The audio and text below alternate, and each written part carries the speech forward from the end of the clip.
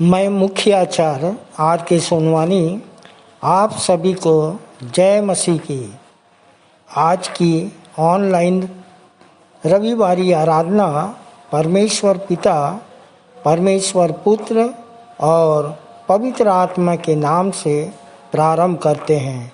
आमीन और आमीन। आइए आज की आराधना हम प्रारंभ करते हैं और आराधना के प्रारंभ में हम एक छोटी प्रार्थना कर लेंगे कुमारी भारती साहू के द्वारा। आप सभी को जय मसीह की। मेरा नाम कुमारी भारती साहू है और प्रभु में बने मुझे 2.5 वर्ष हो चुके। और आइए हम सब प्रार्थना में जाते हैं। हाथ जोड़े, आँख बंद करें और ध्यान परमेश्वर की ओर लगाएं। पिता परमेश्वर, एक बार फिर आपके पास आते हैं प्रभु, धन्यवाद देते हैं प्रभु जी। पिता, आपने रात भर सुखदाई मीठी नींद दिया, सुबह का सुंदर प्रकाश दिखाए पिता। धन्यवाद देते हैं पिता परमेश्वर इस पवित्र दिन के लिए प्रभु जी, कि हम सब भाई बहन पिता परमेश्वर आपकी पवित्र दिन में प्रभु जी उपस्थित होने पाते हैं पिता परमेश्वर, और आपकी स्तुति आराधना करने पाते हैं प्रभु जी। पिता परमेश्वर, यहाँ हमारे गीतों का गाया जाना प्रभु जी, संदेशों को दिया जाना, भेंटों को दिया जाना पिता परमेश्वर आपको ग्रहण होने पाए प्रभु जी। पिता परमेश्वर, और जो भी भाई बहन मार्ग में आ रहे हैं उनकी मार्ग में आप सहायता मदद करना प्रभु जी, ताकि वो आकर आपको धन्यवाद दे सके पिता परमेश्वर। प्रभु जी, आप इस आराधना में अल्फा व ओमेगा होइएगा पिता। आगे की आराधना को विशेष करके आपके हाथों में देते हुए छोटी दुआ प्रभु यीशु मसीह के नाम से मांग लेते हैं, आमीन। आइए प्रभु की महिमा में स्तुति के गीत से 251 नंबर गा लेंगे, जिसके बोल हैं, आज का दिन यहोवा ने बनाया है, हम इसमें आनंदित हो।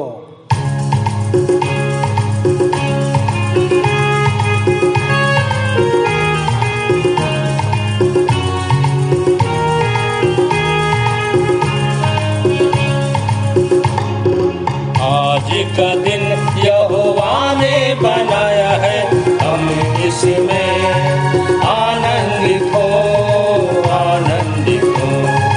आज का दिन यहोवा ने बनाया है, हम इसमें आनंदित हो, आनंदित हो। प्रभु को महिमा मिले, चाहे हो मेरा अपमान, महिमा मिले, चाहे हो मेरा अपमान। वह बढ़े मैं घटूं, रहे किसी का ध्यान। वह बढ़े मैं घटूं, रहे किसी का ध्यान। आज का दिन यहोवा ने बनाया है, इसमें आनंदित हो, आनंदित हो। आज का दिन यहोवा ने बनाया है, हम इसमें आनंदित हो, आनंदित हो। स्तुति प्रशंसा करें, क्यों ना कुछ होता रहे। स्तुति प्रशंसा करें,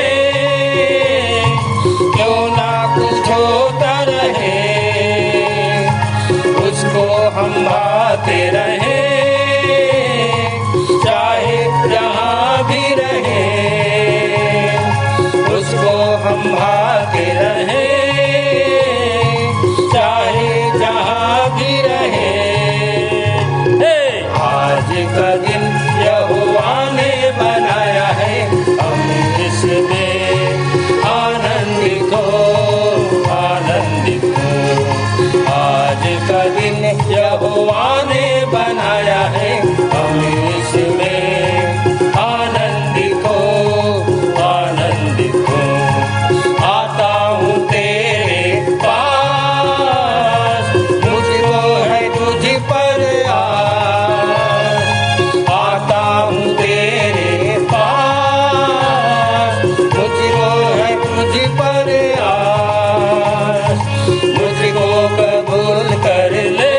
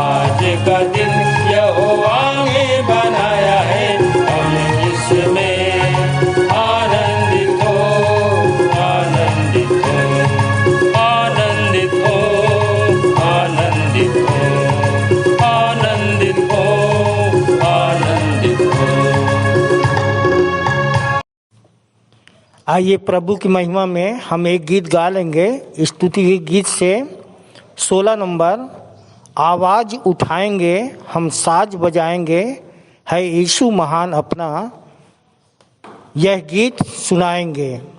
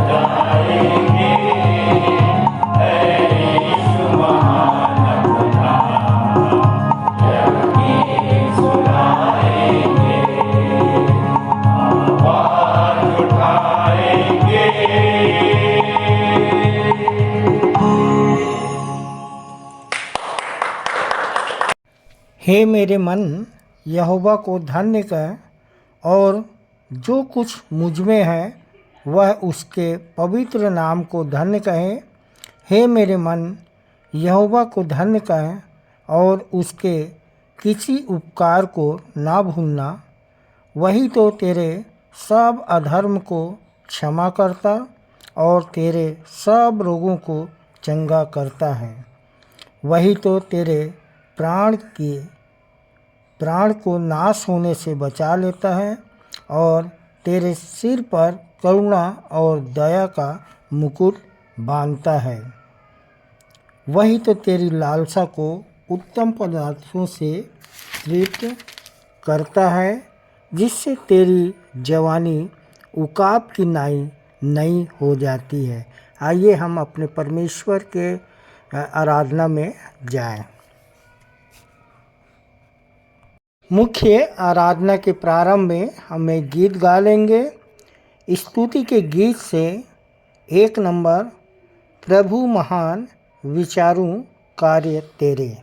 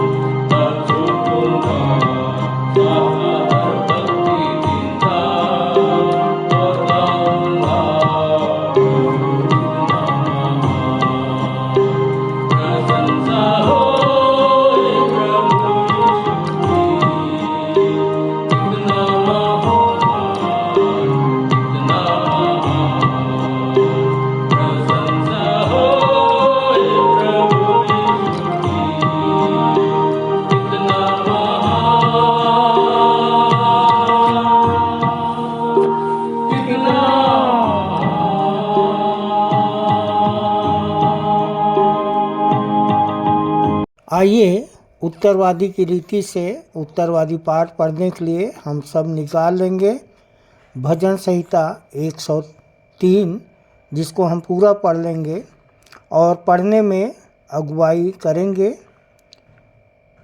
श्री दीपक कुमार शेष और उत्तर देंगी श्रीमती संजना शेष। आप सभी को जय मसीह की। मेरा नाम दीपक शेष है और विश्वासी मंदिर आते हुए लगभग 7 से 8 वर्ष हो रहे हैं। आप सभी को जय मसीह की। मेरा नाम श्रीमती संजना शेष है। मुझे मंदिर आते 4 वर्ष हो गए हैं। आइए उत्तरवादी पाठ की रीति से निकाल लेंगे भजन संहिता 103 एक पद से लास्ट पद तक एक पद मैं पढ़ूंगा, दूसरा पद आप मिसेस संजना के साथ पढ़िएगा। हे मेरे मन, यहोवा को धन्य कह, और जो कुछ मुझ में है उसके पवित्र नाम को धन्य कहे। हे मेरे मन, यहोवा को धन्य कह और उसके किसी उपकार को ना भूल, जो तेरे सब अधर्मों को क्षमा करता और तेरे सब रोगों को चंगा करता, जो तेरे प्राण को गड्ढे में से उभारता और तेरे सिर पर करुणा और दया का मुकुट पहनाता, जो तेरी लालसाओं को भली वस्तुओं से तृप्त करता है, जिससे तेरी जवानी उकाब के समान फिर से नई हो जाती है। यहोवा सब पीसे हुओं के लिए धार्मिकता और न्याय के कार्य करता है। उसने मूसा पर अपने मार्ग और इज़राइलों पर अपने कार्य प्रकट किए। यहोवा दयालु और अनुग्रहकारी, विलंब से कोप करने वाला और अति करुणामय है। वह सर्वदा झिड़कता ना रहेगा और ना क्रोध करता रहेगा। उसने हमारे पापों के अनुसार हमसे व्यवहार नहीं किया, ना हमारे अधर्म के अनुसार हमें बदला दिया। जैसे आकाश पृथ्वी के ऊपर ऊंचा है, वैसे ही उसकी करुणा उन पर महान है जो उसे डरते हैं। उदयचल से अस्ताचल जितनी दूर है, उसने हमारे अपराधों को हमसे उतनी ही दूर कर दिया है। जैसे पिता अपने बच्चों पर दया करता है, वैसे ही यहोवा उन पर दया करता है जो उससे डरते हैं। क्योंकि वह हमारी सृष्टि को जानता है, उसे स्मरण करता है कि हम धूल ही हैं। मनुष्य की आयु घास के समान है, वह मैदान के फूल के समान फूलता है। जो हवा और झोंका लगते ही ठहर नहीं पाता और फिर उसका स्थान भी उसे नहीं पहचानता। परंतु यहोवा की करुणा अपने भक्तों पर सदा सर्वदा और उसकी धार्मिकता उनके नाती पोतों पर बनी रहती है। अर्थात उन पर जो उसकी वाचा का पालन करते हैं और उसके उपदेशों पर चलना याद रखते हैं। यहोवा ने अपना सिंहासन स्वर्ग में स्थापित किया है और उसका प्रभुत्व सब पर शासन करता है। हे यहोवा के दूतों, तुम जो बड़े पराक्रमी हो और उसके वचन की पुकार को सुनते हो, तुम जो उसके वचन का पालन करते हो, उसको धन्य कहो। हे यहोवा की सारी सेनाओं, हे उसके सेवकों, तुम जो उसकी इच्छा पूरी करते हो, उसको धन्य कहो। अंतिम वचन हम सब एक साथ पढ़ लेंगे। हे यहोवा की सारी सृष्टि उसके राज्य के सब स्थानों में उसको धन्य कह। हे मेरे मन, तू यहोवा को धन्य कह। परमेश्वर पिता इस वचन के पढ़े जाने सुने जाने पर हम सबको आशीष दे। आमीन। सबको जय मसीह की। आइए हम विश्वास वचन बोलें। मैं सर्वशक्तिमान पिता पर स्वर्ग और पृथ्वी के सृजनहार परमेश्वर पर विश्वास रखता हूँ। मैं उसके एकलौते पुत्र हमारे प्रभु यीशु मसीह पर, जो पवित्र आत्मा के सामर्थ के द्वारा कुमारी मरियम से जन्मा, जिसने पोंतियुस पिलातुस के राज्य में दुख उठाया, जो क्रूस पर टांगा गया और मारा गया, जो गाड़ा गया और अदृश्य लोक में पहुंचा, और तीसरे दिन मृतकों में से फिर जी उठा, जो स्वर्ग पर चला गया और सर्वशक्तिमान पिता परमेश्वर के दाहिने हाथ विराजमान है, और जीवितों और मृतकों का न्याय करने फिर आने वाला है।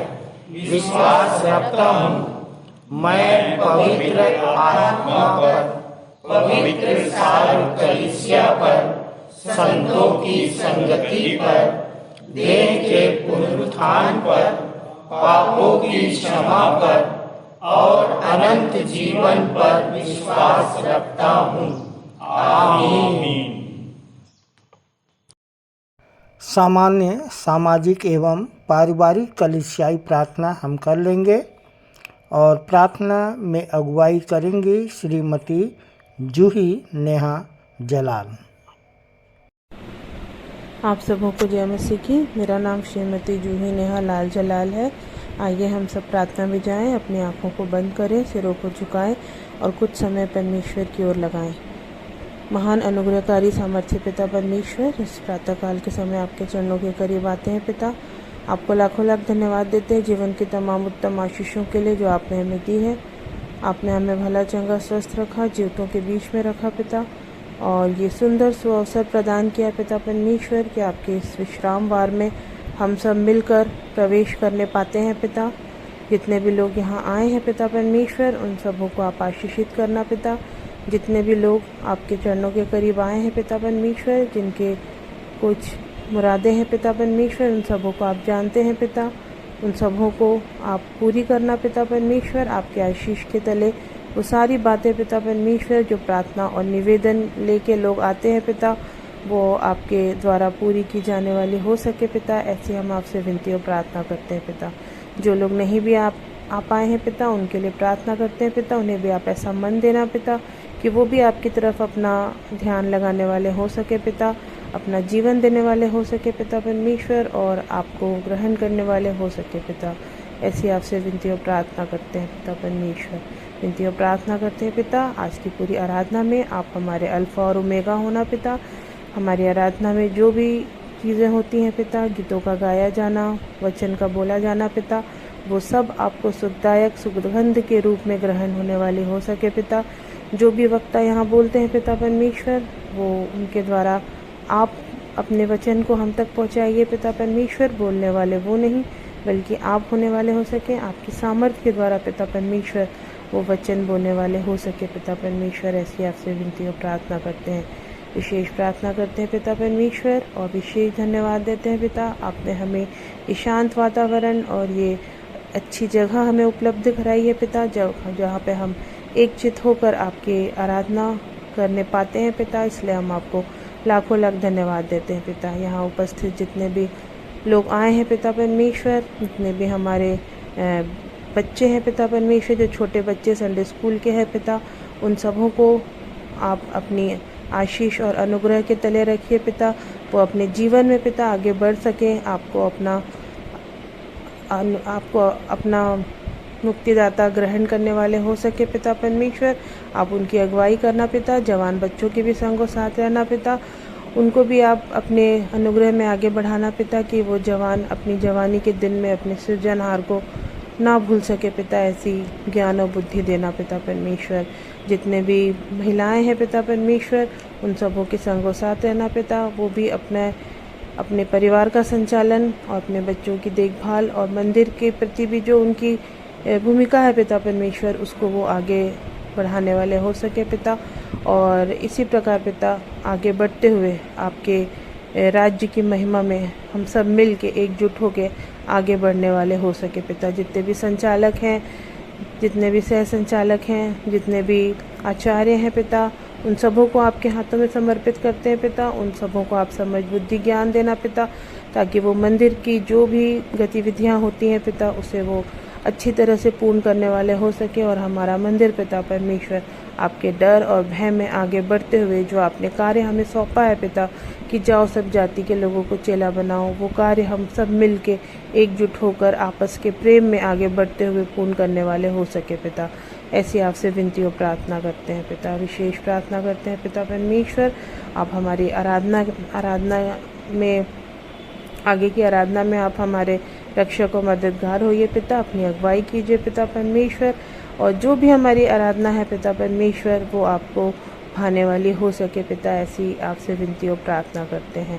बाकी जो भी चीज़ें छूट गई हैं पिता उसे भी आपके सर्व सामर्थ्य हाथों में समर्पित करते हुए, आगे की पूरी आराधना को आपके सर्व सामर्थ्य हाथों में समर्पित करते हुए इस छोटी सी दुआ को आपके बेटे प्रभु यीशु मसीह के धन्य पवित्र नाम से मांग लेते हैं, आमीन। ये समय है संदेश का। हम संदेश में जाएंगे। हमारे लिए संदेश लेके आ रहे हैं आचार्य श्री पंडित चंद्रशेखर देव तिवारी शास्त्री, जिनका विषय है सराय के मालिक जैसी ना रखें सोच, सराय के मालिक जैसी ना रखें सोच, चरनी के यीशु तक जाने लगाएं अप्रोच। लूका 2:7 पर इनका संदेश आधारित है। आप सबको आचार्य पंडित चंद्रशेखर देव तिवारी शास्त्री की ओर से जय मसीह की। आज के हमारे संदेश का विषय है सराय के मालिक जैसी न रखें सोच, चरनी के यीशु तक जाने लगाएं अप्रोच। लूका रचित सुसमाचार 2 अध्याय और उसके 7 पद। और यहाँ पर लिखा है, और वह अपना पहलौठा पुत्र जनी और उसे कपड़े में लपेटकर चरनी में रखा, क्योंकि उसके लिए सराय में जगह न थी। क्रिसमस के पर्व पर हम क्रिसमस के सभी पात्रों पर अक्सर चर्चा करते हैं, चरवाहे, ज्योतिषी, गौशाला, लेकिन हम सराय के मालिक के विषय में चर्चा नहीं करते। मैं सोचता हूँ कि सराय का मालिक बड़ा ही अभागा था, जिन्होंने यीशु मसीह को नहीं पहचाना। जब यूसुफ और मरियम जगह ढूंढ रहे थे और उन्होंने अपने सराय में उन्हें जगह नहीं दी, लेकिन हमारे साथ ऐसा नहीं होगा। यीशु मसीह ने कहा, मैं जाता हूँ कि तुम्हारे लिए जगह तैयार करूँ, कि जहाँ मैं रहूँ वहाँ तुम भी रहो। अब सराय के मालिक का ज़्यादातर ध्यान कमाई में रहा होगा, और इसीलिए शायद यूसुफ और मरियम को गरीब अवस्था में देख के उन्होंने उनको जगह नहीं दिया, और एक बड़ा अवसर को उन्होंने खो दिया। रैप्चर के समय भी ऐसा ही होगा। आज हमारे लिए अवसर है कि हम यीशु मसीह को उद्धारकर्ता ग्रहण कर लें, और अगर ग्रहण नहीं करते हैं तो रैप्चर के समय हम छोड़ दिए जाएंगे। सराय के मालिक को पता कब चला होगा? उसे पता कब चला कि जब यीशु मसीह का जन्म हुआ और ज्योतिषी आए और उन्हें कीमती भेंट चढ़ाए, उसे दंडवत किया, गडरिये आए, उनको प्रणाम किया, और तब पता चला कि ये तो कोई साधारण बालक नहीं था, और तब वो बहुत पछताया होगा। और जैसा हम गीत गाते हैं, मैं कैसा अभागा निर्बल मनुष्य हूँ, तुमको मैंने न पहचाना। सराय के मालिक के लिए बहुत देर हो गई थी। तुरही फूकी जाएगी, हलचल होगा, स्वर्गदूत आएंगे। यीशु मसीह हमको लेने के लिए जब आएंगे स्वर्गदूतों के साथ, तो जो यीशु को उद्धारकर्ता ग्रहण किए हैं वो तो उठा लिए जाएंगे, बाकी छोड़ दिए जाएंगे। सराय का मालिक चाहता तो कोई कमरा खाली करवा सकता था, लेकिन उन्होंने ऐसा नहीं किया। आज आप सराय के मालिक हैं और आपके जीवन में यीशु मसीह आना चाहते हैं, लेकिन कमरा फुल है, जगह खाली करना पड़ेगा। हो सकता है हमारे पाप, अहंकार, अभिमान, गलत सोच और विचार, घमंड और पैसे, ये सब कमरे में भरे हुए हैं, इनको खाली करना पड़ेगा। तभी यीशु मसीह आपके हृदय रूपी चरण में जन्म लेगा। और तभी हम गीत गाते हैं, आज हृदय की चरनी में प्रभु यीशु जन्म ले लो, आज हृदय की चरनी में। तो यीशु मसीह का जन्म गौशाले में हुआ और उसे कपड़े में लपेट कर चरनी में रखा।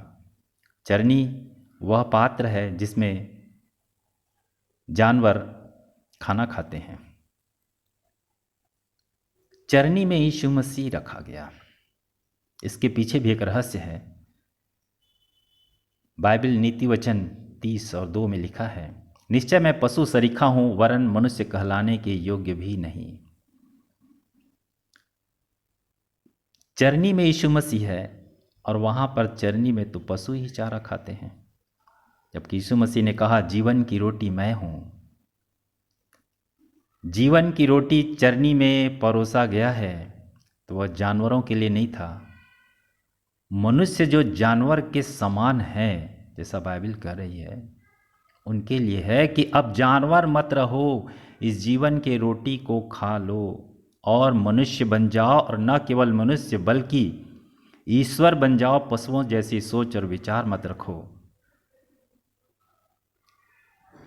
वो सराय का अभागा मालिक ना बने, ईश्वर बन जाए। नए सोच विचारधारा के साथ इस नए साल में हम प्रभु के महान कार्य को करें, सब जाति के लोगों को चेला बनाएं, गुरु मंत्र को बांटें। और आप सब धरती के स्वर्गदूत हैं जिन्हें इस महान आदेश का पालन करना है कि सब जाति के लोगों को चेला बनाकर बहुत से आत्माओं को प्रभु यीशु मसीह के पास लेके आना है। इस वचन के द्वारा परमेश्वर हम सबको बहुतायत की आशीष दे।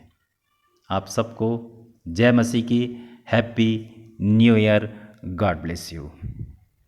सुंदर संदेश के लिए आचार्य तिवारी जी को और उनके पूरे परिवार को प्रभु बहुतायत की आशीष दे। प्रभु भोज विधि का संचालन करने आ रही हैं आचार्य कुमारी बबीता सिंह। 31 दिसंबर 2023 वर्ष के अंतिम दिन में आप सभी को बबीता सिंह की ओर से जय मसीह की। प्रियो, आज मुझे प्रभु भोज का संचालन करने का अवसर मिला। परमेश्वर पिता का धन्यवाद करती हूँ। जैसा कि आज अंतिम दिन है वर्ष का, तो एक कहावत है, अंत भला तो सब भला, अर्थात अंत सही है तो सब सही है। 25 दिसंबर को हमने प्रभु यीशु के जन्म उत्सव को मनाया।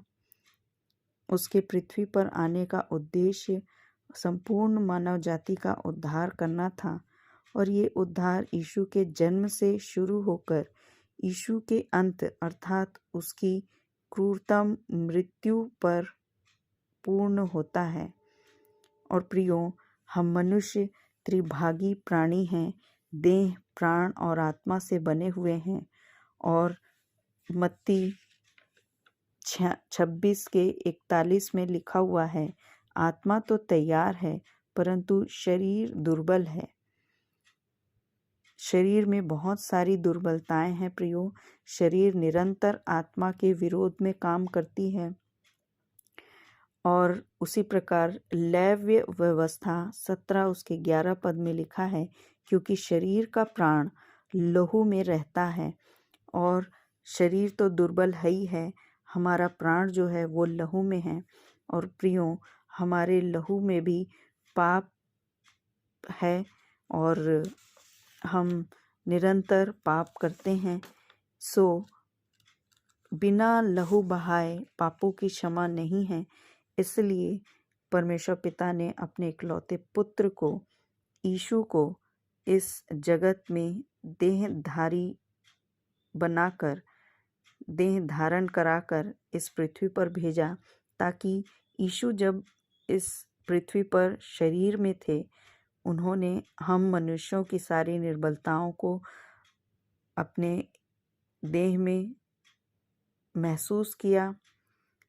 उसने इस बात को समझा कि मनुष्य किन किन परिस्थितियों में घमंड करता है, क्रोध करता है, निराशा में आता है, डरता है, उसको किस समय भूख और प्यास होती है, घबराहट होती है, चिंता होती है।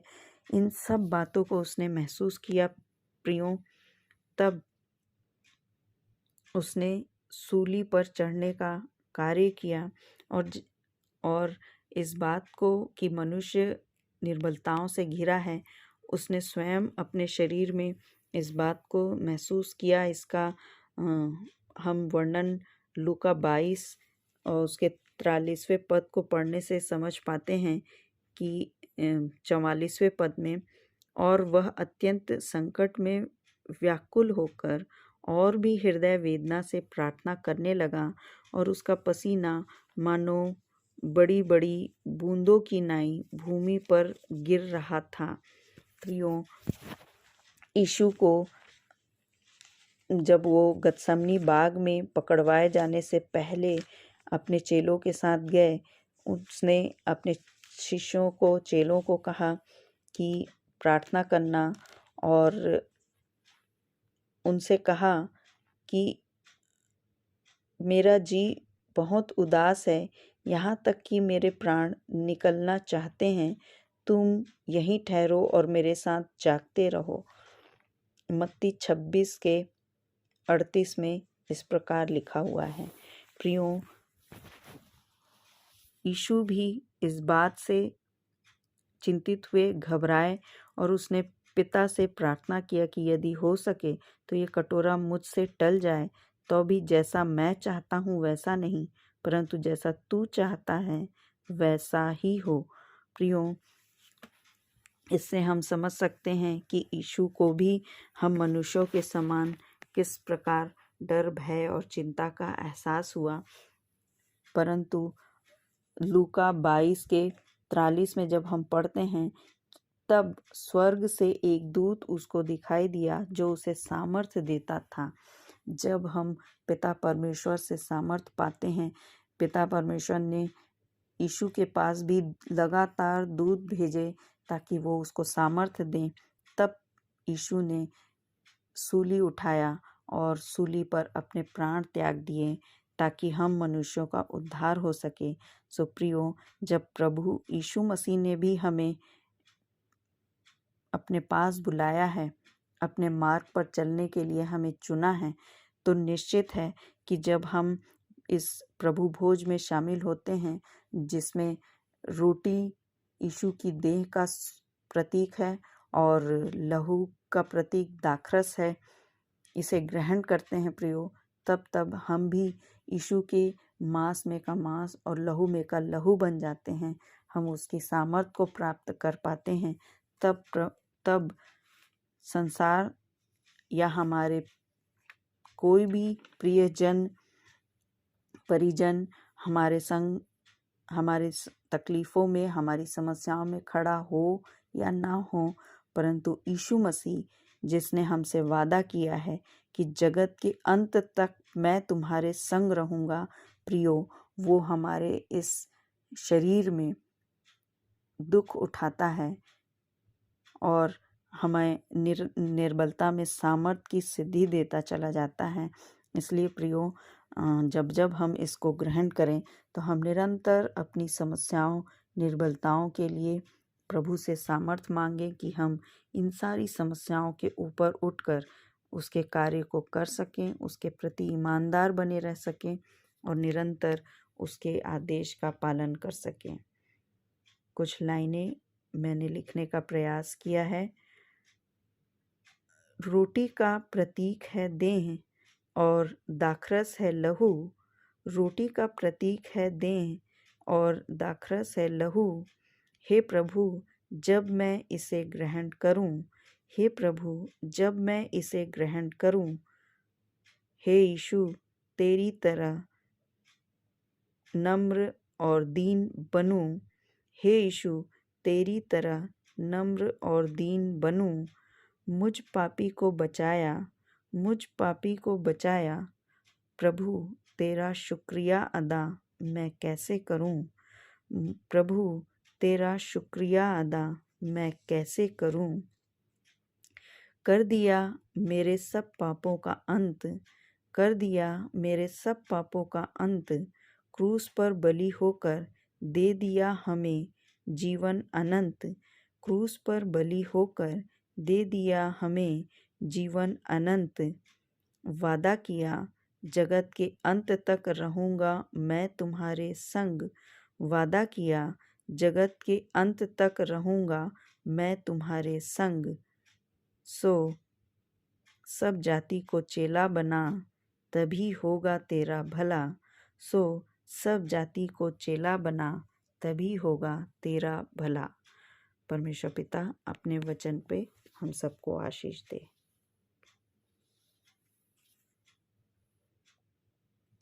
आप सबको जय मसीह की। प्रभु भोज विधि का महत्व बताने के लिए आचार्य कुमारी बबीता सिंह और उनके पूरे परिवार को प्रभु बहुतायत की आशीष दे।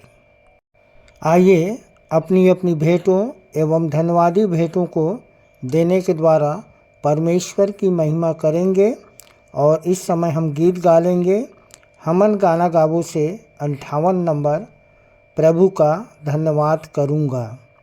तत्पश्चात भेंट की प्रार्थना करने में अगुवाई करेंगे श्री दुर्जन जोगी। स्टार्ट। 1 2 3।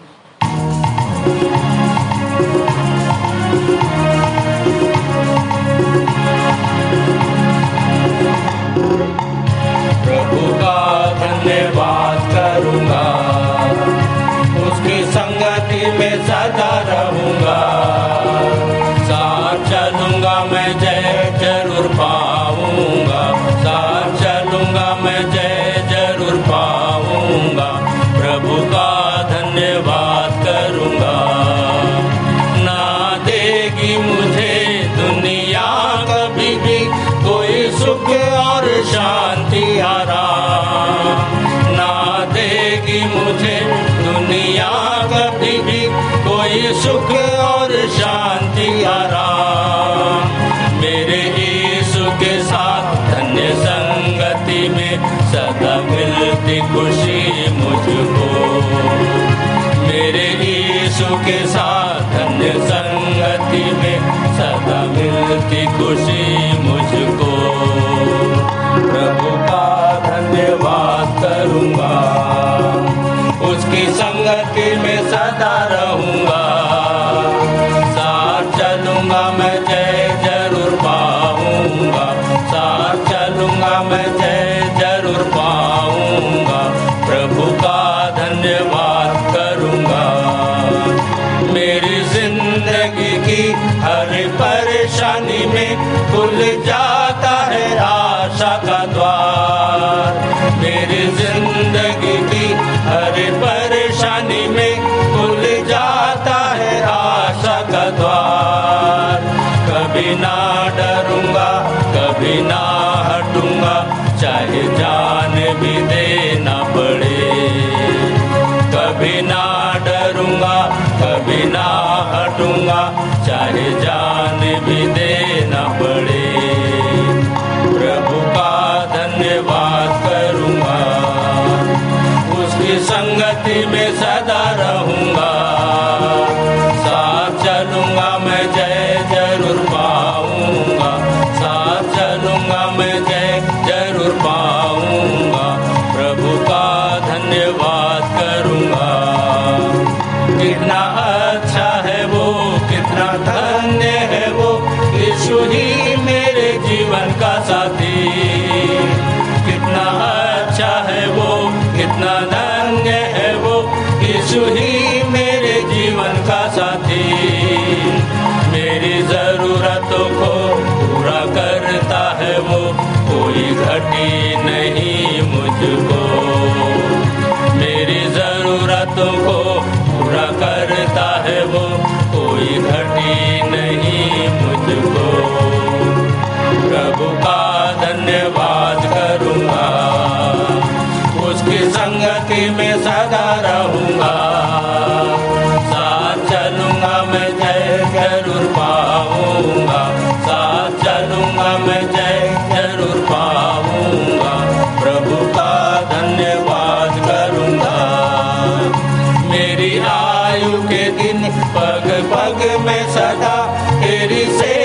को पूरी करूँगा।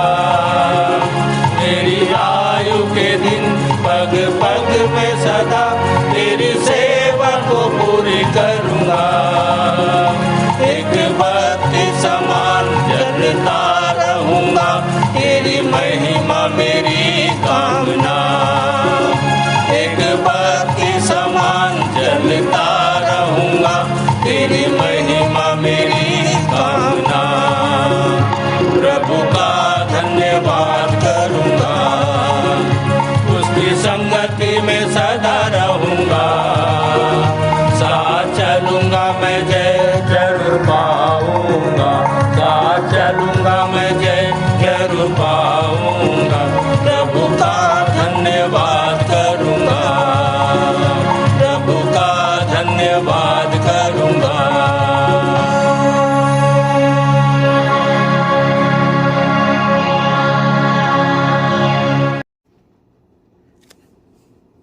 आप सभी को जय मसीह की। मेरा नाम दुर्जन जोगी है। मंदिर आते 7 वर्ष हो गया। मंदिर आने का कारण यही है कि मेरे जीवन में भी बहुत समस्या था। इसी मंदिर में आया, यही प्रार्थना दुआ से हम स्वयं प्रार्थना किए, तब से हमारा हर समस्या दूर हो गया और हम पूरे परिवार प्रभु में हैं। जैसे हम बचे हैं, दूसरों को बचाने का प्रयास करते हैं। आइए प्रार्थना में जाएं, हाथ जोड़े, आँख बंद करें, सिर झुकाएं, अपना पूरा ध्यान पिता परमेश्वर के लगाएं। धन्यवाद धन्यवाद धन्यवाद। आकाश के झरोखे खोल के हमारे लिए अपरंपार आशीषों की वर्षा करने वाले, सारी दुनिया बनाने वाले, आकाश और पृथ्वी कर्ता, सृजनहार, तारणहार, पालनहार, सर्वशक्तिमान, जीवित, सामर्थ्यशाली परमेश्वर, एक बार फिर से बड़े धन्यवाद के साथ, बड़े धन्यवादित मन के साथ आपके इकलौते पुत्र हमारे उद्धारकर्ता प्रभु यीशु मसीह के नाम से आपके चरणों के समीप आते पिता, तुझे हृदय से लाखों लाख धन्यवाद देते पिता। जीवन की उत्तम आशीष के लिए लाखों लाख धन्यवाद देते पिता। आपकी आशीष से छोटी सी भेंट स्वरूप आपके चरणों के समीप लाए हैं पिता। होने दे पिता, जिन छोटे बड़े हाथों ने दिए हैं, जिन्होंने नहीं दिए, हर एक पर आपकी बहुतायत का आशीष चाहते पिता। और जिस भाई ने जिस काम के लिए दिया हो, जिनके जीवन जो समस्या है पिता, या जो बीमारी है पिता, या जिनकी जो मनोकामनाएं हैं पिता, हर एक की मनोकामना आपकी ओर से पूरा हो पिता। हर एक की समस्या आपके नाम से दूर हो सके पिता। ऐसे आपसे विनती प्रार्थना करते पिता। जिन्होंने अपना धन्यवादी मन प्रकट किए हैं, उनके जीवन में भी बहुतायत का आशीष दे पिता। उनके घर परिवार के रोजी रोटी पर भी बहुतायत का आशीष दे पिता। हम प्रार्थना करते पिता परमेश्वर, हम घर रख छोड़ाए पिता, उस पर भी आशीष दे पिता, ताकि हम उसको अच्छे कार्य में खर्च करने वाले हो सके पिता। हम प्रार्थना विनती करते पिता, जिन्होंने अपने खेत खलिहान से जो दाल चावल सब्जी चढ़ाए पिता, होने दे पिता। हर एक के खत्ते हमेशा भरे रहे पिता, हर एक के खेत खलिहान हमेशा फलवंत हो पिता परमेश्वर, और हर एक के जीवन में बहुतायत का आशीष दे पिता। आगे वो आपको दसवान नहीं परंतु सवान चढ़ाने वाले हो सके, वो आपकी बढ़ती कार्य खर्च हो सके पिता। इससे आपसे विनती प्रार्थना करते पिता। हमें मौद्रिक मानसिकता से बचाइएगा पिता, परंतु हम अपने शरीरों को जीवित, पवित्र और आपको भावता वो बलिदान करके चढ़ाने वाले हो सके पिता। ऐसे आपसे विनती प्रार्थना करते पिता। आगे का आराधना में आप ही अल्फा ओमेगा होइएगा पिता। सारी प्रार्थना को यहाँ उपस्थित एक जन को, जिन बातों को नहीं कह पाए, उनको भी आपके सर्वशक्तिमान हाथों में सौंपते हुए बड़े धन्यवाद और विश्वास के साथ विनती प्रभु यीशु मसीह के नाम से मांगते हैं, आमीन। मैं मुख्य आचार्य R.K. सोनवानी आप सभी को जय मसीह की। आप लोगों को सूचना से अवगत करा दूं, हमारी रविवारी आराधना ऑनलाइन और ऑफलाइन दोनों चलती है। समय का विशेष ध्यान दें, प्रातः 10 बजे से दोपहर 12:30 बजे तक। जिनको आराधना में जिम्मेदारी दी जाती है, उनको ऑनलाइन और ऑफलाइन दोनों में बोलना है। ऑनलाइन के लिए अपना ऑडियो बनाकर शुक्रवार शाम तक अवश्य ही मुझको भेज देवे। विशेष सूचना प्रायः यह देखा जा रहा है कि ऑनलाइन आराधना में जो प्रार्थना उत्तरवादी पाठ है, जो संदेश है कि रिकॉर्डिंग शुक्रवार शाम तक नहीं भेजी जाती, जिससे शनिवार रात भर सेटिंग करने में लग जाता है। अतः अब संचालक मंडल द्वारा निर्णय लिया गया है कि जिसकी रिकॉर्डिंग शुक्रवार शाम तक नहीं पहुंचेगी, उसे आने वाले समय में अवसर नहीं दिया जाएगा। तदनुसार इस आदेश का कड़ाई से पालन किया जाएगा। आदेशानुसार संचालक मंडल, विश्वासी मंदिर, बिलासपुर। 7/1/2024 वर्ष का प्रथम रविवारी आराधना के लिए आप लोगों को सूचित कर दूं, जिसका संचालन सहायक सह आचार्य श्रीमती प्रभा लाटरे के द्वारा, प्रारंभिक प्रार्थना कुमारी सरिता खांडे के द्वारा, उत्तरवादी पाठ 2 कुरिन्थी 5 अध्याय पूरा पढ़ लेंगे और पढ़ने में अगुवाई करेंगे सहायक सह आचार्य श्री वीरेंद्र साहू और उत्तर देंगी श्रीमती पिंकी साहू। सामान्य सामाजिक एवं पारिवारिक कलीसियाई प्रार्थना कुमारी प्रेरणा पटनायक के द्वारा। संदेश होगा आचार्य श्रीमती प्रीतिमा कुर्रे के द्वारा। विषय है नया मन और स्थिर आत्मा है थामना, नया मन और स्थिर आत्मा है थामना और करना है शैतान का सामना। यह स्केल 36-26 आप अपने संदेश के लिए ले सकती हैं। प्रभु भोज विधि का संचालन संचालक जी के द्वारा। भेंट की प्रार्थना सतीश गंगावनी के द्वारा। मुख्य संदेश संचालक जी के द्वारा उत्तरवादी पाठ पर। अंतिम प्रार्थना कुमारी रोशनी ओगले के द्वारा और सह संचालिका डॉक्टर अल्पना राम जी की आशीष से सभा का समापन करेंगे। धन्यवाद। आइए अंत में सुन लेते हैं अपने मंदिर के संचालक जी द्वारा पिछले सप्ताह के संदेशों की समीक्षा एवं उत्तरवादी पाठ पर संक्षिप्त टिप्पणी तथा आज के व्यवहारिक जीवन में इसका उपयोग। प्रभु यीशु मसीह के मधुर और मीठे नाम में आप सबको जय मसीह की और बड़ा दिन पुनः मुबारक हो। तो प्रियो, पिछले सप्ताह हमने बड़े जोश और उमंग के साथ बड़ा दिन मनाया और यहाँ ऑनलाइन में भी हमारी बहन डॉक्टर अल्पना ने बहुत शानदार संदेश दिया और उसके पूर्व के एक दिन पहले हमारे प्रिया जीजो ने बहुत अच्छा बड़े दिन का संदेश दिया।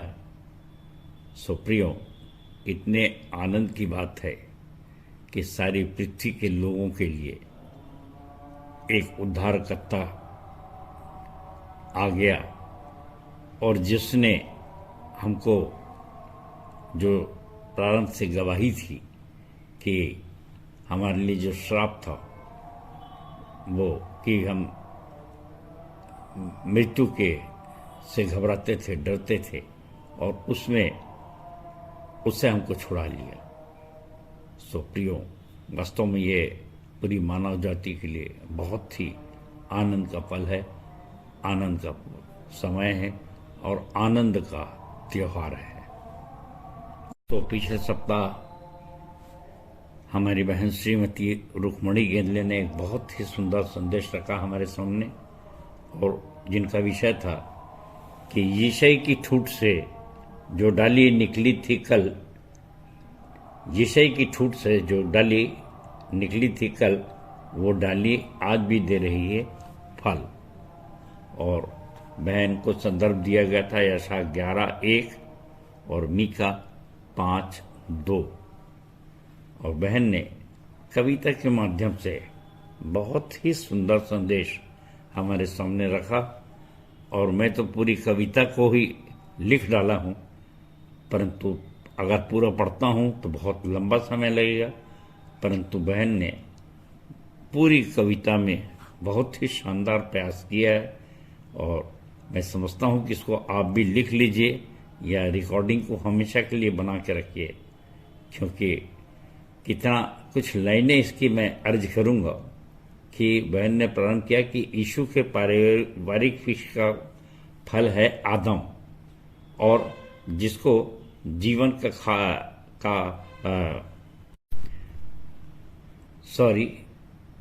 यीशु के पारिवारिक वृक्ष का बीज है आदम। उसी आदम को, जो कि एक जीवित प्राणी परमेश्वर को द्वारा बनाया गया था, कैसे यीशु के आने के बाद वो जीवनदायक आत्मा बन गया। और इस संबंध में बहन ने अपनी सुंदर गवाही के साथ बताया। और ये बहुत ही अच्छी बात है कि हम यूहन्ना 3:11-12 के आधार पर संदेश तैयार करते हैं। और बहन ने जो संदेश दिया कि आदम से लेकर के अभी तक मनुष्य की रचना, कैसे उसको शैतान ने गिराया, मृत्यु के पास लाया, सब चीज कविता में बताया। और बताया कि देखकर सूखी ठूंठ को शैतान बजा रहा था ताली। देखकर सूखी ठूंठ को शैतान बजा रहा था ताली, परंतु प्रियो, परमेश्वर की योजना थी भारी। देखते ही मौका ठूंठ ने मारा चौका। देखते ही मौका ठूंठ ने मारा चौका और लगाकर जी जान निकल आई एक शाखा महान। निकल आई एक शाखा महान। और बहन ने बहुत ही सुंदर ढंग से इसका समापन भी किया, क्योंकि यीशु की ठूंठ से जो डाली निकली थी कल, यीशु की ठूंठ से जो डाली निकली थी कल, वो दे रही है आज भी फल। वो दे रही है आज भी फल। और इसीलिए आप सभी बना रहे हैं इस विश्वासी मंदिर को सफल। इस प्रकार से मैंने कुछ लाइनों का अर्ज किया यहाँ पर। और प्रियो, ऐसी ही सुंदर कविता के रूप में संदेश सबसे सुंदर लगता है। और बहन ने बहुत मेहनत की और मैं बहन को बहुत बहुत धन्यवाद देता हूँ। और परमेश्वर आपको बहन बहुतायत की आशीष दे। और इसके पश्चात हमारे सामने प्रभु भोज का संचालन किया हमारे सह संचालक भाई आशीष जलाल ने। और इन्होंने भी यूँ तो प्रभु भोज के संबंध में सब संदेश देते हैं, लेकिन देखिए नई नई खोज होती रहती है, नई नई बात हम लोग को सीखने का अवसर मिलता है। और इस भाई ने भी बहुत ही सुंदर ढंग से बताया कि हमको जैसा पहला ग्रंथियों 11:23 से 27 पढ़ के भाई ने बताया कि इसमें लिखा है कि हम विशेषकर 27वें पद पे कि हमें उचित रीति से प्रभु भोज को ग्रहण करना है, तो कैसे करें। और इसके लिए भाई ने पुराने नियम से निर्गमन 12 का 11वां पद पढ़ के बताया कि कैसे मेमने को खाने की विधि थी और उसको लापरवाही पूर्वक नहीं खाना है। और इसके लिए कमर को बांधते थे, हाथ में लाठी और पैर में जूते पहनते थे। और इस संबंध में भाई ने बताया कि देखिए इसको जोड़ा इफिसियों 6:15 से 17 में, कहाँ पुराना नियम और कहाँ नया नियम। और उसके अनुसार हमको हमारा युद्ध अंधकार की शक्तियों से हमको क्या क्या करना है, कि कैसे हम तैयारी के जूते पहनते हैं प्रभु लेने के समय। और इसके लिए सारे हमारी तैयारी बताई गई है युद्ध में जाने के लिए।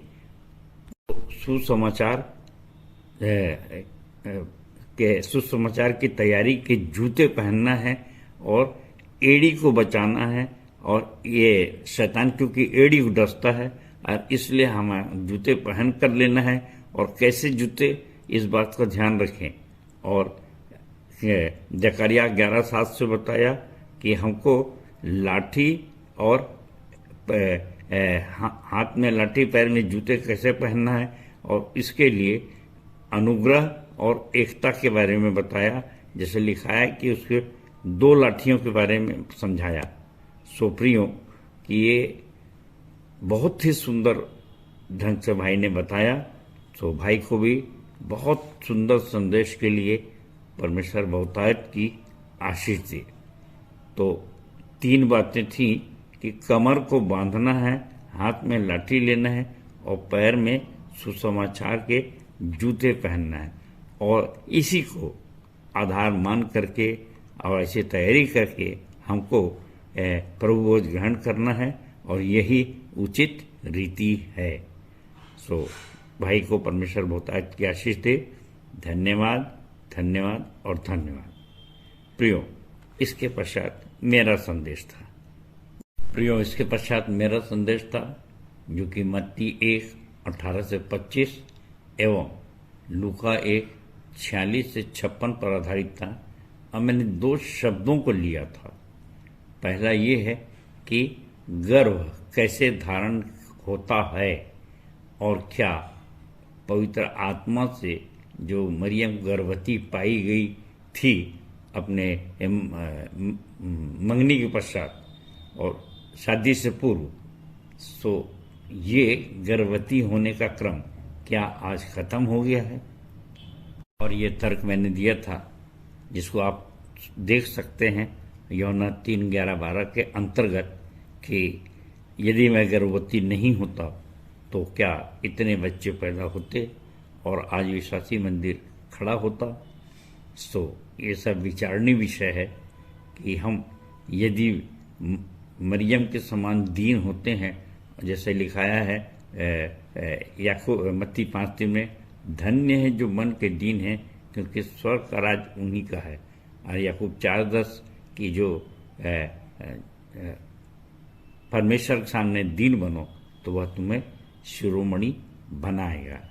सो ये दीनता का भी उदाहरण है और गवाही है कि अगर दीनता नहीं होती, यदि दीन नहीं बनोगे तो परमेश्वर के नए राज्य में नहीं प्रवेश करोगे और न ही कभी गर्भवती हो सकते। सो पड़ोसी से प्रेम करें और मन के दीन बने, ईमानदारी से करें तो निश्चित रूप से हम भी गर्भ धारण करेंगे, और इसके लिए जो लक्षण है हमने दिखाई देंगे, और वो है आत्मा के 9 फल: प्रेम, आनंद, मेल, धीरज, कृपा, भलाई, विश्वास, नम्रता और संयम। और यदि हम ऐसा ये लक्षण नहीं दिखाएंगे या हमारे में से लक्षण नहीं पाए जाएंगे तो कभी हम पवित्र आत्मा से भरे हुए नहीं होंगे। सो धोखा ना खाएं। आज जो मात्र आन भाषा बोलते हैं वही कहते हैं कि हमारे अंदर पवित्र आत्मा है, परंतु ऐसा नहीं है।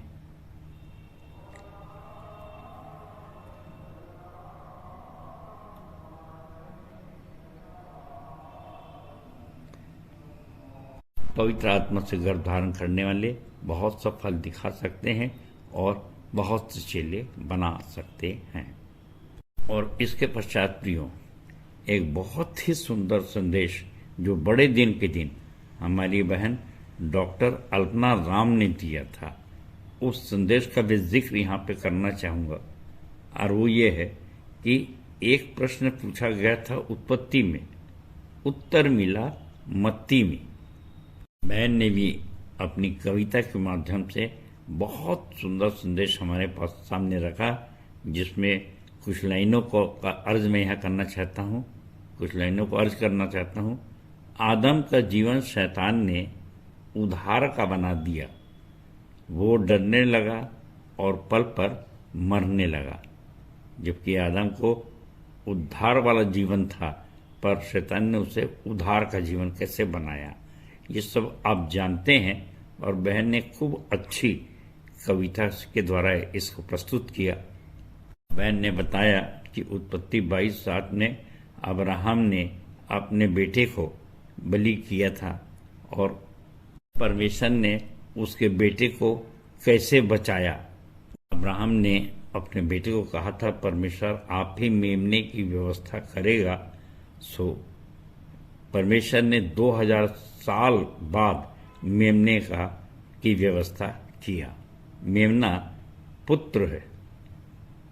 यीशु मसीह को दो शब्दों से संबोधित किया जाता है। पहले मेमना और दूसरा मनुष्य का पुत्र, जिसका जिक्र 32 बार मेमने का और 188 बार मनुष्य के पुत्र का जिक्र बाइबल में आया है। और इस प्रकार से कपड़े में लिपटा हुआ मनुष्य का पुत्र है और चरनी परमेश्वर के मेमने का प्रतीक है। और मनुष्य के पुत्र को सराय में जगह नहीं मिली। बहन ने बताया कि कैसे सराय जो है वो एक परमानेंट निवास किसी का नहीं हो सकता, और यीशु को भी वो स्थान नहीं मिली। और बहन ने अपनी गवाही के द्वारा बताया कि कैसे वो इस दूसरे चर्चेस में जाती रही और भटकती रही और उसको परमानेंट ठिकाना नहीं मिल पा रहा था। और जब वो विश्वासी मंदिर के बारे में सुनी तो इसे अपराधियों का चर्च, गरीबों का चर्च कहा गया था, और यहीं पर उसका परमानेंट ठिकाना बन गया। और बहन ने बताया कि चरनी में जन्म लेना नहीं है काफ़ी, क्योंकि मात्र इससे ही नहीं मिलती है माफ़ी, इससे ही नहीं मिलती पापों की माफ़ी। सो चरनी में जन्म लेने से उद्धारकर्ता का काम अधूरा, चरनी में जन्म लेने से उद्धारकर्ता का काम था अधूरा, जिसे सूली में उसने किया था पूरा। सो घरड़ियों को जो पता दिया गया था उसे बहन ने किया यहाँ पर पूरा, कि तुम एक बालक को कपड़े में लिपटा और चरनी में पड़ा पाओगे, और एक दिन उसे कीलों से जड़ा और सूली पर चढ़ा पाओगे। परमेश्वर ने भले ही इब्राहिम के बेटे को मरने नहीं दिया, पर अपने बेटे को सूली पर मरने दिया। सो स्वर्ग में चरनी में जन्म लेना ही वालों का जीवन नहीं होता है मामूली। सो चरनी में जन्म लेने वालों का जीवन नहीं होता है मामूली, उन्हें आज भी उठाना पड़ता है सूली। इस प्रकार बहन ने सुंदर गीत गा करके और संदेश का अंत किया। हम बहन को उनके सुंदर संदेश के लिए बहुत बहुत धन्यवाद करते हैं। परमेश्वर आपको बहुतायत की आशीष दे। जबकि भाई बहन किसी पत्थर से हपट गई थी और इंजोर्ड थी, घायल थी, पर बहुत सुंदर संदेश इन्होंने तैयार किया। परमेश्वर आपको बहुतायत की आशीष दे और शीघ्र ही चंगाई दे। सबको जय मसीह की। और इसके पश्चात है आज का उत्तरवादी पाठ। आइए पढ़ते हैं भजन 103। सो पुनः सबको जय मसीह की।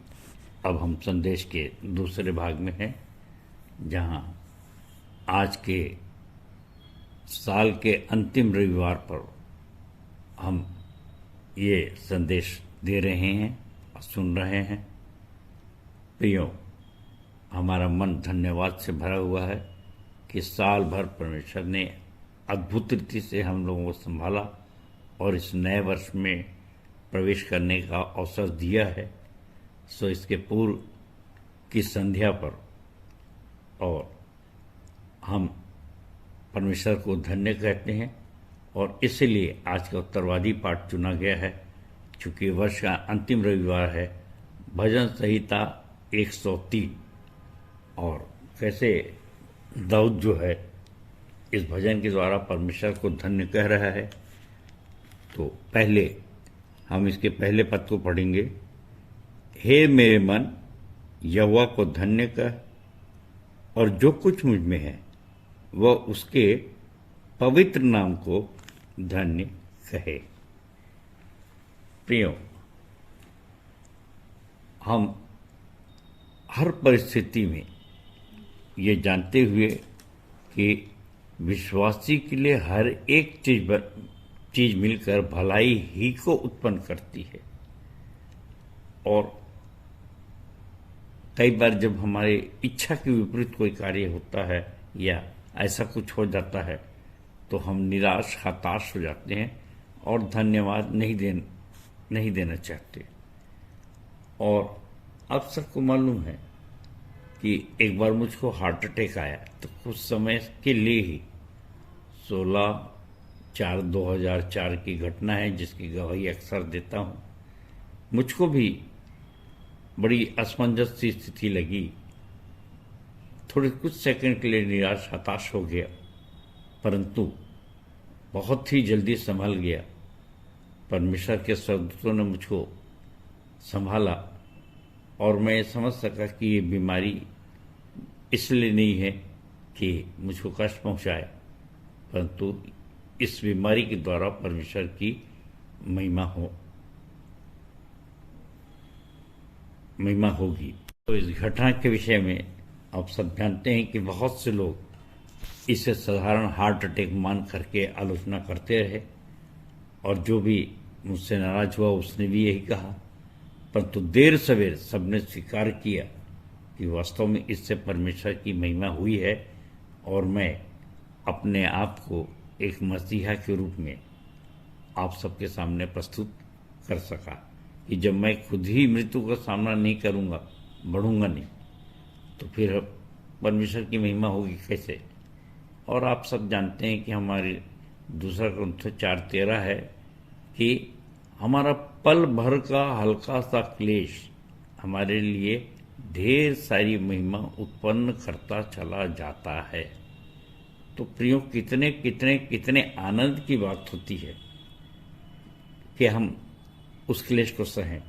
लेकिन कई बार क्या होता है कि लोग बहुत सी बड़ी बड़ी बातें करते हैं और इस बात का प्रचार करते हैं कि भाई यीशु ने सूली पे कितने दुख उठाए, परंतु जब उनके जीवन में हल्का सा क्लेश आता है, दुख उठाने की बात आती है, तो उनका मन, उनका चेहरा, हर चीज इस बात की गवाही देते हैं कि वो बहुत पीड़ित हैं, दुखित हैं, और ये उल्टी गवाही होती है।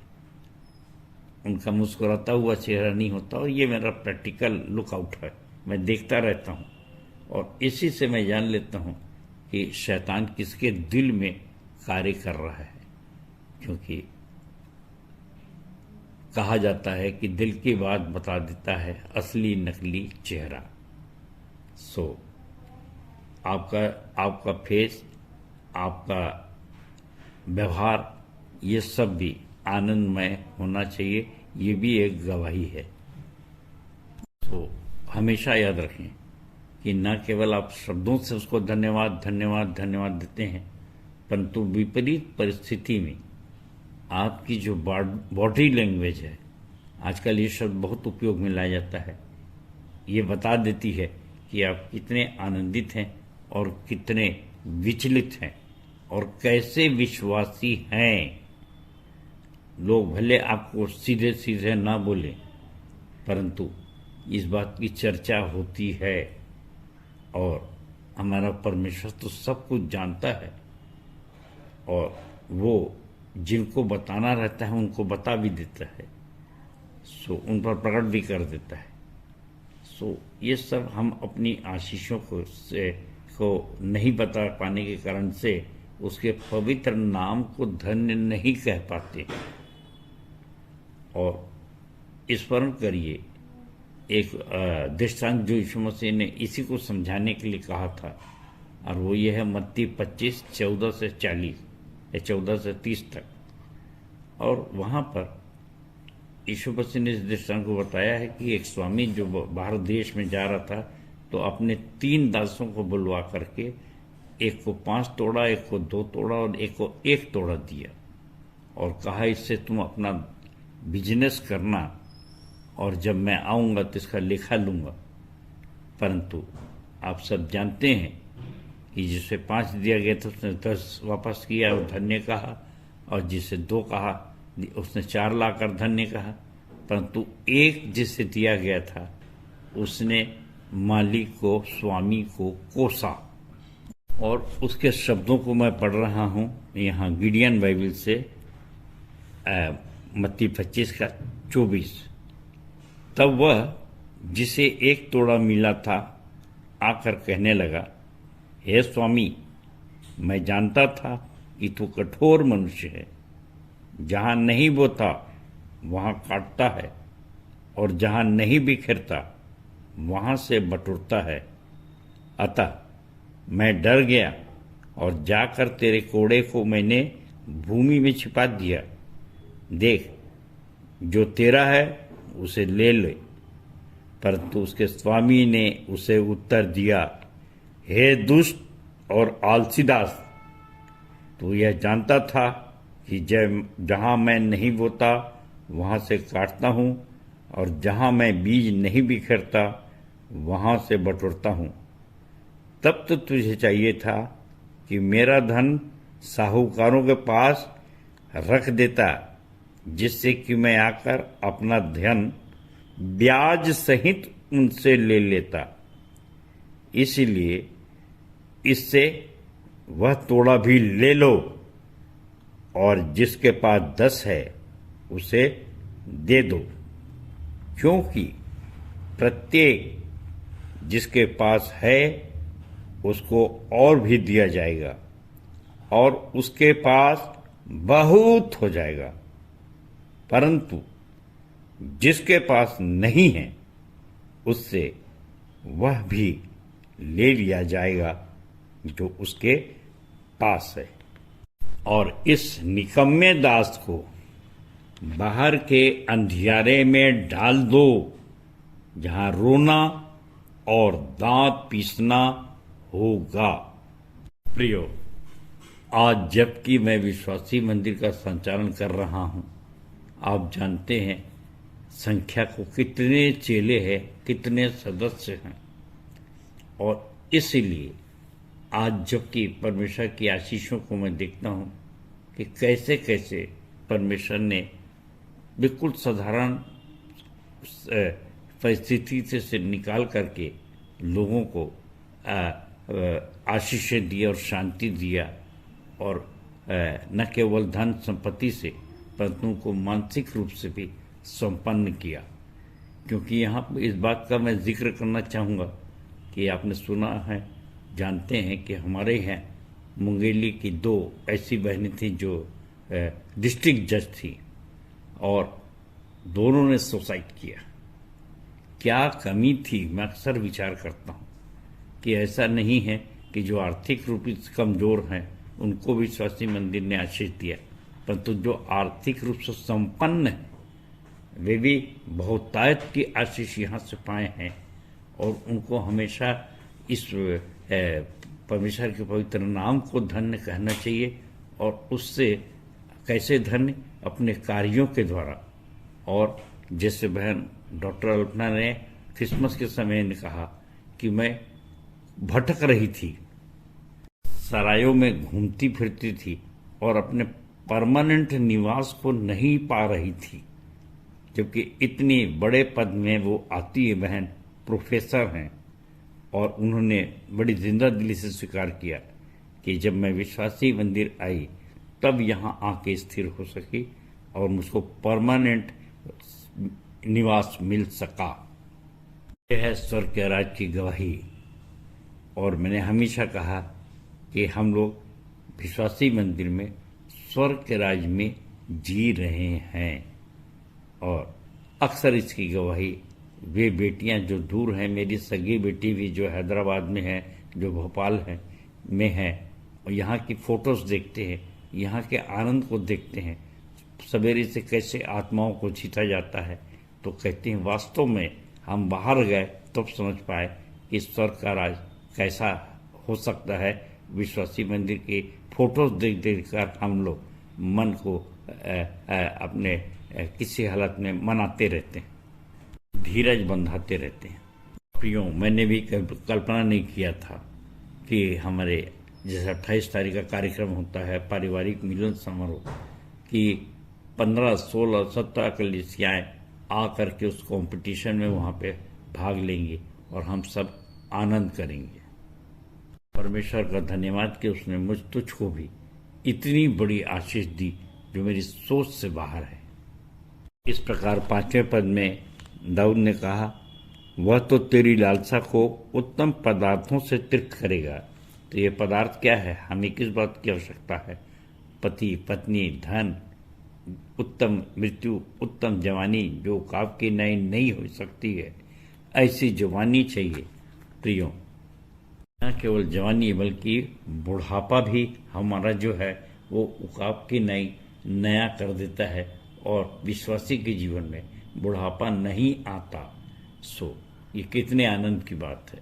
प्रियो, 8वें पद में दाऊद लिखता है, यहोवा दयालु, अनुग्रहकारी और विलंब से कोप करने वाला और अति करुणामय है। ये परमेश्वर का स्वभाव है।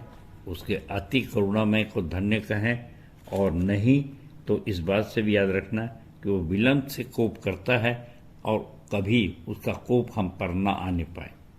और 10, 11, 12 पद में पापों के विषय में लिखा है कि उसने हमारे अधर्म के कामों के अनुसार हमको बदला नहीं दिया। क्योंकि 14वें पद में बताया है कि वह हमारी सृष्टि जानता है और उसको स्मरण रहता है कि मनुष्य मिट्टी ही है। प्रियो, 15-16 पद में कि मनुष्य की रचना मिट्टी भी है और अल्प आयु का है।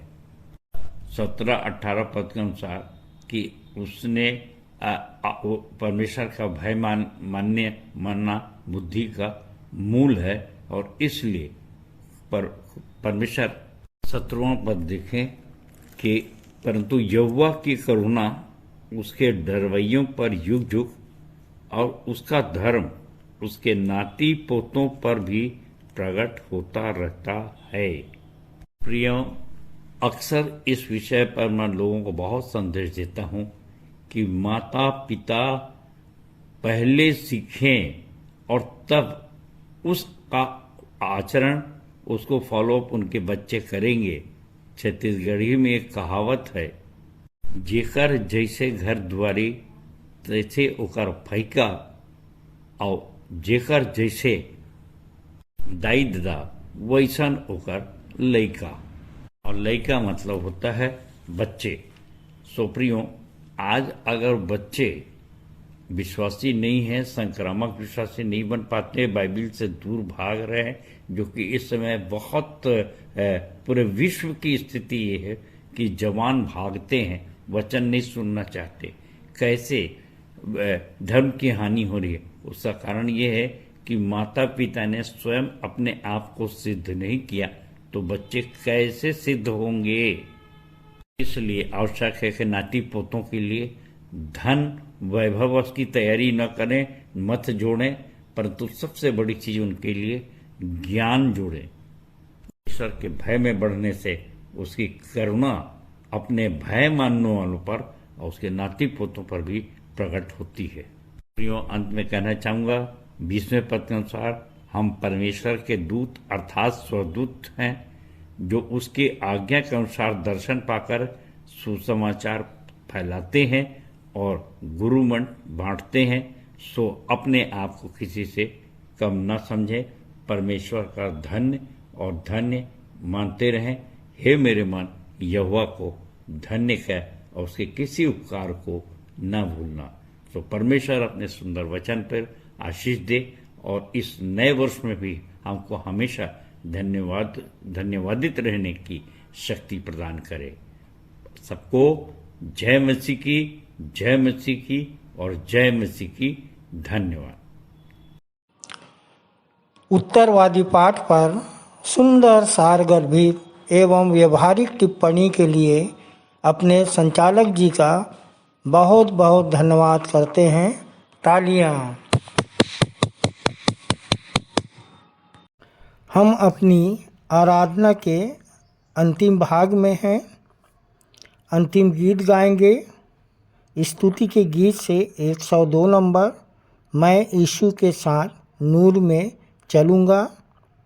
अंतिम प्रार्थना सहायक सह आचार्य श्रीमती आरती करोसिया के द्वारा। प्रभु की प्रार्थना और सह संचालक श्री आशीष जलाल जी की आशीष से सभा का समापन करेंगे।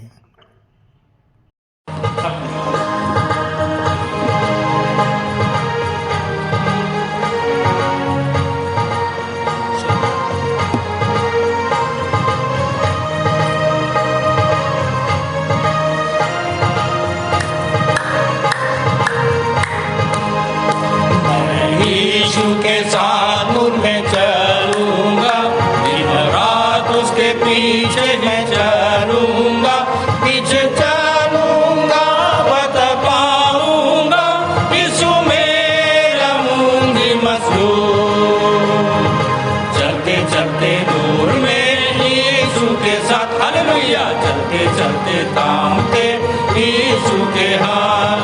नूर में मैं चलूंगा पता पाऊंगा, यीशु मेरा मुंजी मसलूब। मैं यीशु के साथ नूर में चलूंगा, कर अंधेरी राह में न डरूंगा। पैर उठाऊंगा दिल से गाऊंगा, यीशु मेरा मुंजी मसलूब।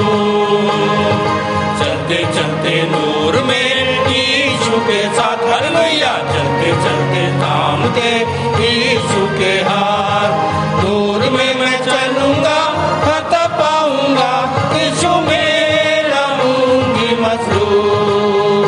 मैं यीशु के साथ नूर में चलूंगा, जब कभी भी आवाज उसकी सुनूंगा, उससे कहूंगा फर्ज सब दूंगा, तू ही मेरा मुंजी मसलूब। चलते चलते नूर में यीशु के साथ, हालेलुया। चलते चलते थामते यीशु के हाथ। नूर में मैं चलूंगा पता पाऊंगा, यीशु मेरा मुंजी मसलूब। मैं यीशु के साथ नूर में चलूंगा, ताके ताके रोज मदद पाऊंगा। रंज या खुशी हो या नजदीक मौत हो, यीशु मेरा मुंजी मसलूब। चलते चलते नूर में यीशु के साथ, हालेलुया। चलते चलते थामते यीशु के हाथ। नूर में मैं चलूंगा पता पाऊंगा, यीशु मेरा मुंजी मसलूब।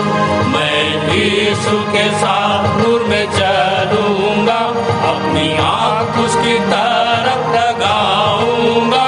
हाथ में ले सलीब झंडा है अजीब, यीशु मेरा मुंजी मसलूब। चलते चलते नूर में यीशु के साथ, हालेलुया। चलते चलते थामते यीशु के हाथ। नूर में मैं चलूंगा पता पाऊंगा, यीशु मेरा मुंजी मसलूब।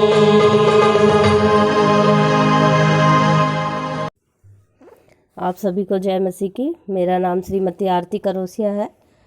आइए हम सभी प्रार्थना में जाएं। हाथ जोड़े, आंखें बंद करें, अपना ध्यान परमेश्वर की ओर लगाएं।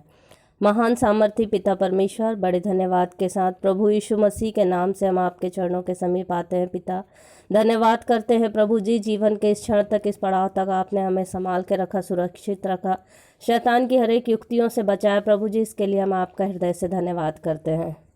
धन्यवाद करते हैं पिता परमेश्वर कि प्रभु जी पूरे साल भर परमेश्वर पिता आपने हमें संभाला। परमेश्वर पिता, हमारे सारे कार्यों में प्रभु आपने मदद, सहायता, अगुवाई की प्रभु जी, और हमारे सारे कार्य परमेश्वर पिता अच्छे से हो सके प्रभु जी। पिता परमेश्वर, हम आपका हृदय से धन्यवाद करते हैं प्रभु जी। जब हम नए वर्ष में पदार्पण करते हैं प्रभु जी, उसमें भी हम आपकी अगुवाई, मदद और सहायता को चाहते हैं। धन्यवाद करते हैं पिता परमेश्वर के आज हम सब एक बार फिर से आपके भवन में उपस्थित होकर आपकी आराधना स्तुति करने वाले हो सके परमेश्वर पिता। इसके लिए भी हम आपका धन्यवाद करते हैं प्रभु जी। हम प्रार्थना करते हैं जो भी आज हमने आपकी महिमा के लिए आराधना स्तुति की है परमेश्वर पिता, चाहे गीतों के माध्यम से हो प्रभु जी, चाहे वचन के माध्यम से हो प्रभु जी, चाहे गवाहियों के माध्यम से हो या भेंटों के माध्यम से हो पिता परमेश्वर, वो सब कुछ आपको ग्रहण योग्य होने वाला हो सके पिता। ऐसी हम आपसे प्रार्थना करते हैं प्रभु जी। हम प्रार्थना करते हैं जो भी वचन आज हमें बताया गया है पिता परमेश्वर, प्रभु वो वचन हमारे हृदय में बैठ सके प्रभु जी, और ना केवल 30 गुना बल्कि 100 गुना फल लाने वाला हो सके परमेश्वर पिता। और प्रभु जी, हम इन वचनों को और भी दूर दूर तक पहुंचाने वाले हो सके प्रभु जी। जहां कहीं आपके सुसमाचार का प्रचार प्रसार नहीं किया गया प्रभु जी, वहां पर भी हम आपके वचनों को बताने वाले हो सके पिता। ऐसे हम आपसे प्रार्थना करते हैं, धन्यवाद करते हैं प्रभु आपने हमारी आराधना में अगुवाई, मदद, सहायता की प्रभु जी। आप हमारी आराधना के अल्फ़ा और ओमेगा रहे पिता परमेश्वर, इसके लिए भी हम आपका धन्यवाद करते हैं। हम अपने मंदिर के संचालक, सह संचालक और आचार्य गणों को भी आपके हाथों में सौंपते हैं पिता परमेश्वर प्रभु जी। इन सबके जीवन में आपकी आशीष हमेशा बनी रहे परमेश्वर पिता, जबकि तन मन धन से आपके कार्य को करते हैं प्रभु।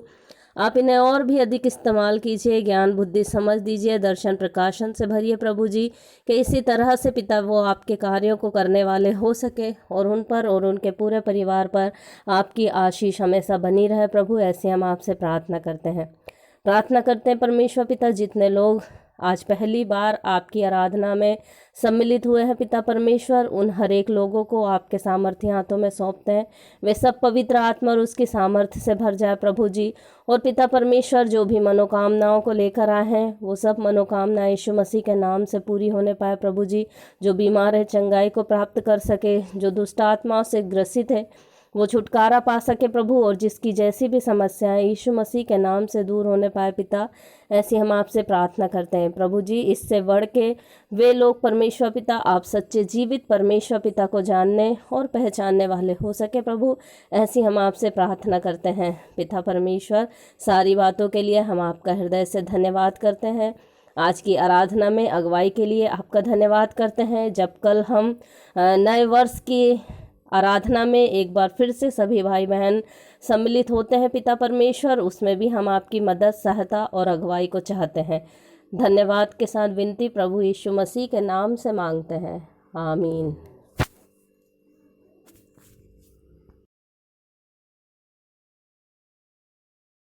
हे हमारे पिता, तू जो स्वर्ग में है, तेरा नाम पवित्र माना जाए, तेरा राज्य आए, तेरी इच्छा जैसे स्वर्ग में पूरी होती है, वैसे ही इस पृथ्वी पर भी पूरी हो।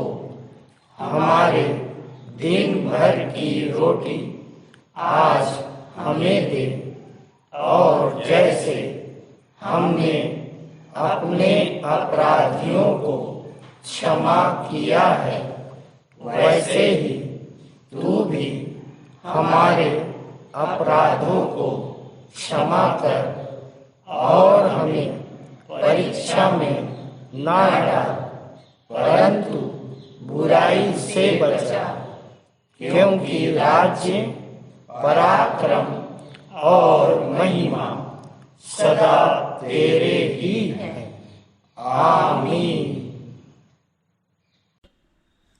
और अब हमारे पिता परमेश्वर का प्रेम, खुदावंद प्रभु यीशु मसीह का अनुग्रह, पवित्र आत्मा की शांति और सहभागिता हम सब के ऊपर अब से लेकर सदाकाल तक होती रहे, आमीन।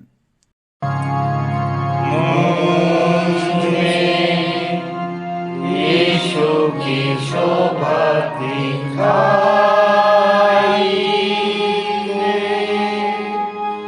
उसका अद्भुत प्यारा संग माता, हे तू आत्मा